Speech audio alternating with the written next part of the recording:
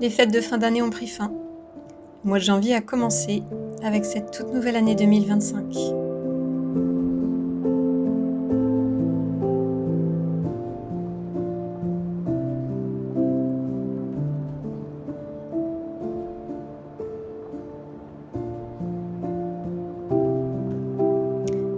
Après un mois de décembre intense de préparatifs et de courses quotidiennes, je ne suis pas fâchée, voire même soulagée de voir enfin le mois de janvier, mois de calme et de repos. Certains le trouvent déprimant. Pour ma part, je le trouve plutôt ressourçant. C'est un moment de repli dans la chaleur de la maison, de contemplation, mais aussi de bilan, de renouveau, de projet, ce qui me plaît beaucoup. Je ne pose pas spécifiquement de bonnes résolutions, souvent bien vite oubliées, mais j'aime bien repenser à mon année passée et prévoir ce dont j'ai envie pour mon année future.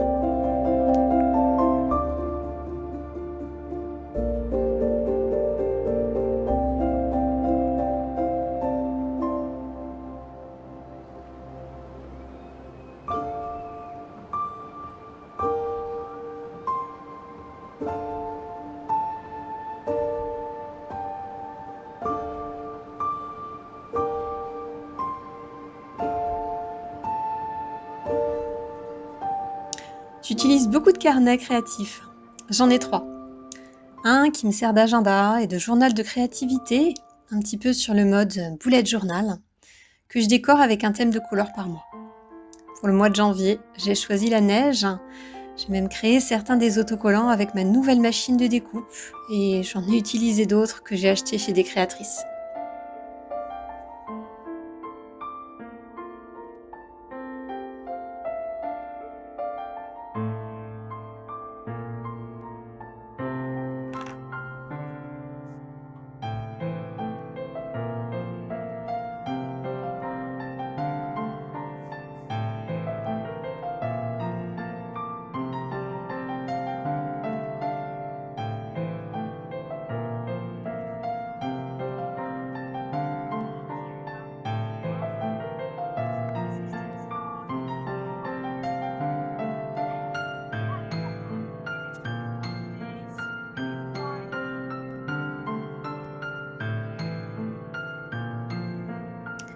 Dans mon second carnet, qui est un carnet créatif que j'utilise pour tracer mes tricots, ma couture et toutes mes autres activités, j'aime bien dresser le bilan de mon année, écrire mes réalisations. J'y note aussi mes objectifs principaux de cette année. Pour le tricot, ça va être surtout continuer à diminuer mon énorme stock de laine. C'était déjà mon objectif l'année dernière et j'ai réussi à diminuer le stock d'environ 200 grammes. C'est bien peu, mais c'est déjà un début.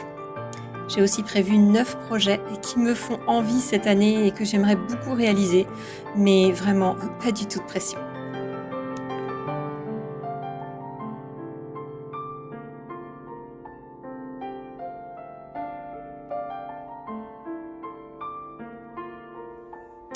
Et enfin, mon troisième carnet est un carnet de lecture. J'aime beaucoup lire et je compte lire encore plus cette année car une grande médiathèque va ouvrir dans ma ville d'ici quelques mois.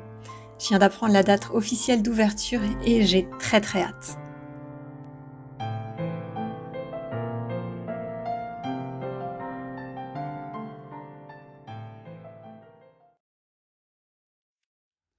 Bonjour, bienvenue dans mon petit coin tricot pour un rapide moment de blabla autour des tricots et des activités créatives. Ces derniers temps, et notamment au mois de décembre et toujours en ce début janvier, j'ai été très inspirée par les styles nordiques et scandinaves, et en particulier par une créatrice de patron finlandaise. On m'a offert son livre à l'automne pour mon anniversaire et depuis, je n'en décolle plus et j'ai envie de tricoter tous les projets qui sont dans ce livre. Des pulls magnifiques, des chaussettes douillettes. Il y en a pour les adultes et pour les enfants. Et vraiment, le livre est superbe avec des photos du Grand Nord finlandais qui donnent envie de voyage vers ces latitudes. Alors, j'ai beaucoup tricoté de projets de ce livre et puis d'autres projets un petit peu dans cette même inspiration nordique. Donc on y va tout de suite. Le premier projet que j'ai tricoté dans ce livre, c'est un pull pour enfants, le pull Utu. Il me semble, selon le livre, qu'en finlandais, ça veut dire petite cabane à oiseaux. C'est un pull avec du jacquard sur le haut du pull que j'ai tricoté en taille 8 ans. Donc vous voyez, il est en cours au moment où j'ai filmé cette vidéo avec le haut du pull. Et j'ai utilisé pour tricoter ce pull une laine de chez DMC, une Merino essentielle. J'avoue que j'aime bien privilégier ce type de laine commerciale pour les vêtements pour enfants, puisque c'est beaucoup plus facile d'entretien que les laines de teinturière ou des laines un petit peu plus délicates. Et bien sûr, on sait tous que les enfants font moins attention à leurs vêtements que nous et qu'il faut peut-être plus fréquemment les laver. Mais c'est une laine que je trouve très adaptée pour des projets pour enfants.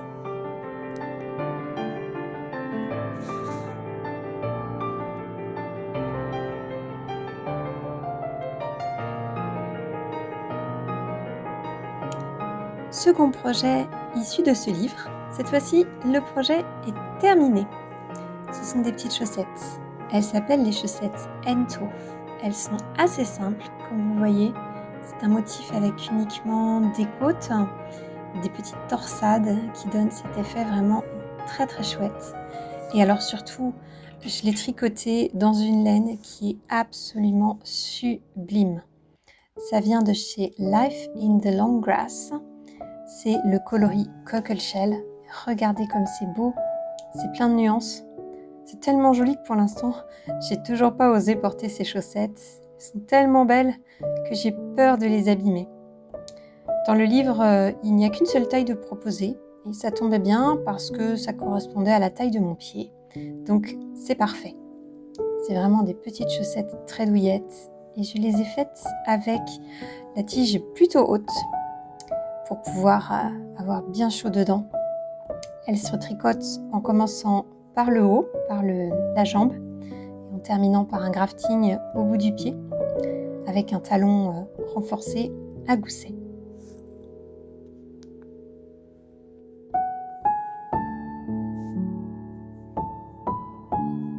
On continue avec un pull que j'ai terminé juste avant la fin de l'année.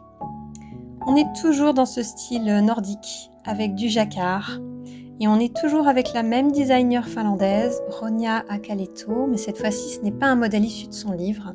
C'est un pull qui s'appelle Utuva, si je prononce bien, et que l'on peut retrouver sur sa bibliothèque Ravelry.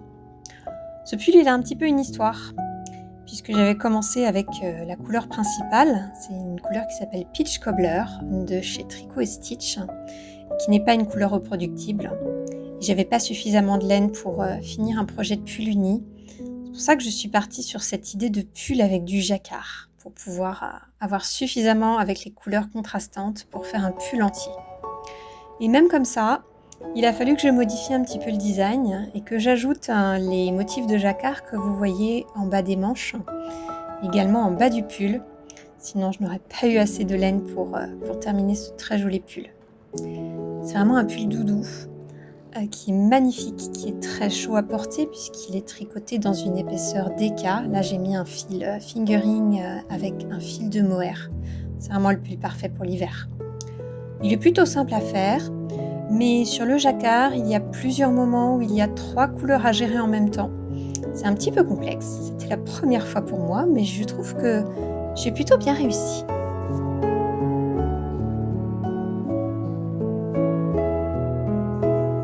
Vous voyez, chez moi, même les peluches ont des pulls en jacquard.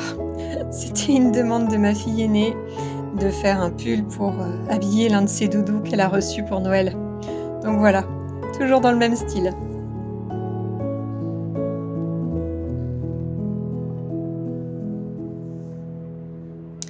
Pour rester encore et toujours dans ce style nordique qui va si bien à l'hiver, j'avais envie de tricoter une paire de moufles avec les motifs scandinaves typiques. J'ai choisi ces 2 laines de chez DMC, Sublime Alpaca, que je vais tester. Mais je vais choisir un modèle de moufle ailleurs que dans le livre, puisque le livre n'en comporte pas. Encore un autre projet tricot, mis en cours, mi-terminé, dont je voulais vous parler dans cette vidéo. Ces deux petits tours de cou, ça c'est la partie terminée du projet, puisque les deux tours de cou sont finis et sont portés par les deux enfants à qui ils sont destinés, des petites filles. Je suis sortie de mon fameux livre finlandais qui me passionne en ce moment, mais je reste dans le style scandinave qui m'inspire tellement en ce moment avec ces motifs de jacquard. Pour réaliser ces deux tours de cou, donc vous voyez, ils sont complètement doublés. J'ai mis une doublure à l'intérieur tricotée pour que ce soit bien chaud. Et le hasard fait que voilà, à fond sur le style scandinave et à fond sur les laines DMC en ce moment, puisque c'est à nouveau une laine DMC, la Woolly, que j'aime bien pour les enfants, puisqu'elle est 100% mérinos, mais elle passe à la machine, donc c'est vraiment parfait pour des projets pour des enfants. Et alors, pourquoi mis en cours? Puisque comme il reste de la laine, je suis en train de réaliser les bonnets assortis. Je vais reproduire sur le bonnet le motif de fleurs qui se trouve ici pour faire les deux petits bonnets qui vont avec.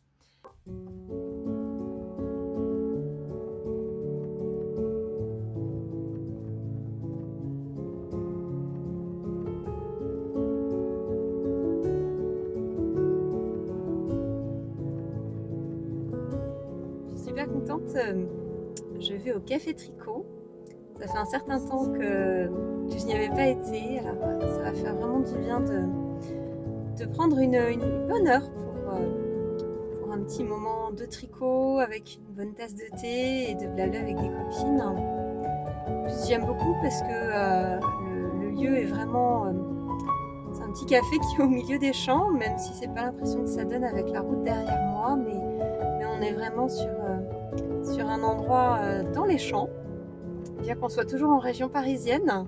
Comme quoi, la région parisienne, ça n'est pas que des tours et des buildings, il y a aussi des petits coins très sympathiques et c'est le cas ici.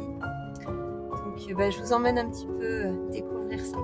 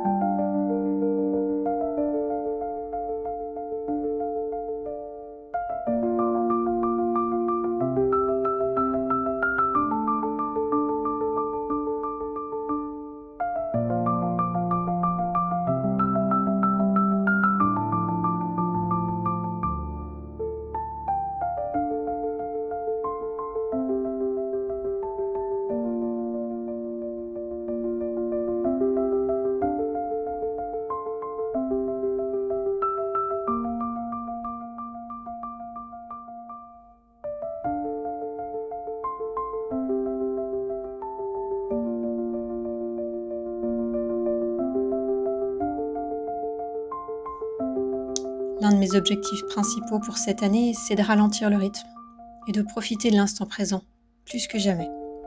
Il est facile de se laisser entraîner par le tourbillon de la vie professionnelle, des projets créatifs et familiaux, et de se mettre soi-même la pression inutilement. Cette année, je veux lâcher prise et me ressourcer dans les activités, les lieux et avec les personnes qui me font vraiment du bien.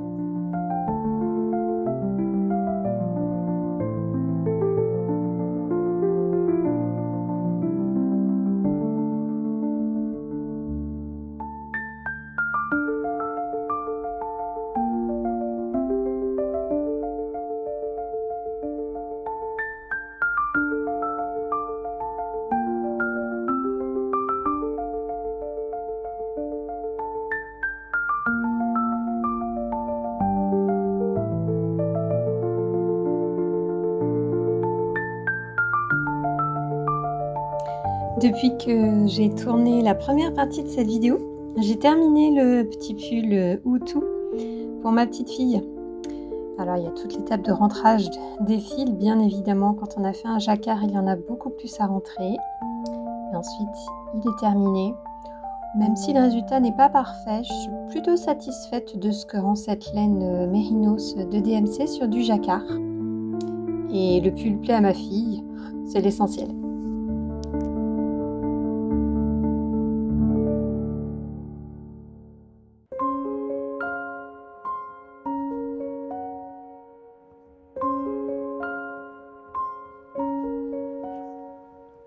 Je profite encore des jours froids de l'hiver et de la chaleur intérieure. Mais à la faveur d'un rayon de soleil, une petite partie de moi pense déjà au printemps, au potager à venir. Et puis j'ai observé dans le jardin les premiers bulbes qui ont pointé hors de terre. Bientôt, les fleurs qui apporteront de la couleur et de la joie au jardin vont arriver, elles sont déjà en préparation. J'ai hâte de voir ce que cette nouvelle année a à nous offrir.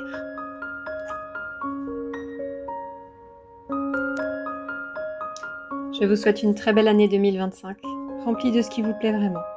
Profitez de l'instant présent et à bientôt.